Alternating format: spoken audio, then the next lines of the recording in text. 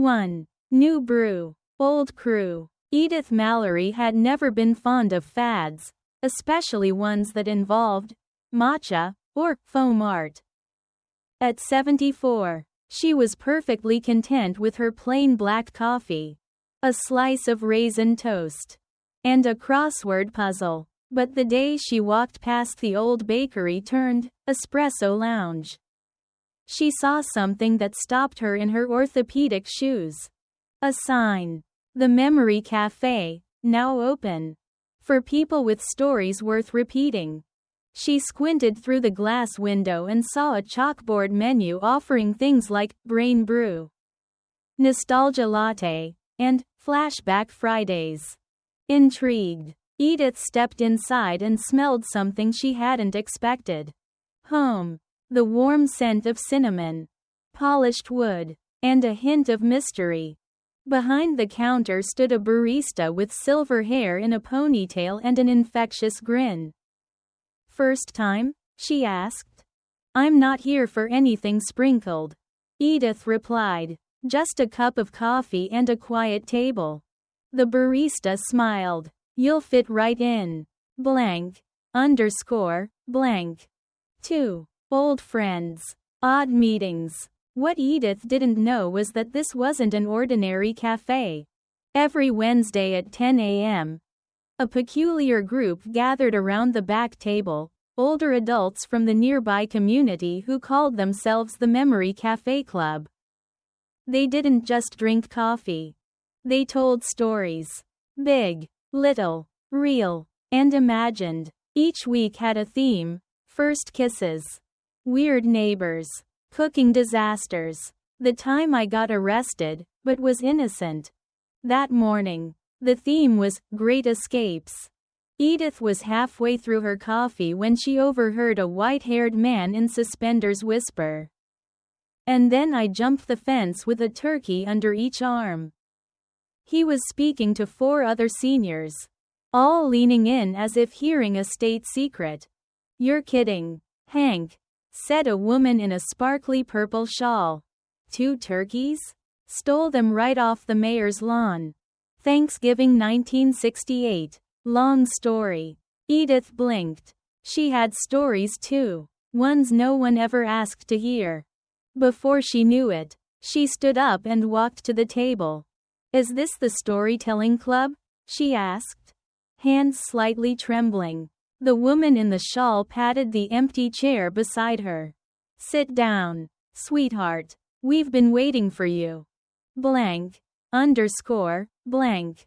3. Memory mix-up. The club was made up of 5 regulars. Hank, 77, former butcher, part-time exaggerator. Shirley, 70, proud bingo hustler and owner of 32 decorative hats. George, 76, retired magician who still carried a deck of cards, just in case. Lorna, 73, who claimed to have dated a Beatle, but refused to say which one.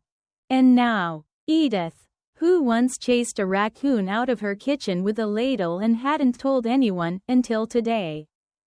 Their rule was simple. Every story had to be at least 50% true. "So how do we know what's real?" Edith asked. "We don't," Hank said. "That's the fun." Each week, they laughed harder, cried softly, and learned bits of each other's lives. Edith shared about her childhood in a small railroad town. Shirley told of a cruise she took in the 90s where she may or may not have danced with a retired soap opera actor. George once claimed he made Prince Charles disappear with a sleight of hand during a 1982 gala. "No one believes me," he said, "except Prince Charles. Blank. Underscore. Blank. 4. Trouble brews. Things were going splendidly until the cafe announced a local memory storytelling contest for their 1-year anniversary. Prize: $200 and a golden thermos. "Golden thermos?" Hank said. "That's royalty in coffee terms." But a problem emerged. Each member wanted to submit their own story. But the cafe only allowed one entry per table. A debate broke out. My near-death experience in the hot air balloon is clearly the most dramatic, said Shirley. No way, said George. I had a piranha bite my sock in Rio. I lost my pants on national television. Hank added proudly. I once accidentally shoplifted an entire ham, said Edith, and didn't realize for 3 blocks. They stared at her.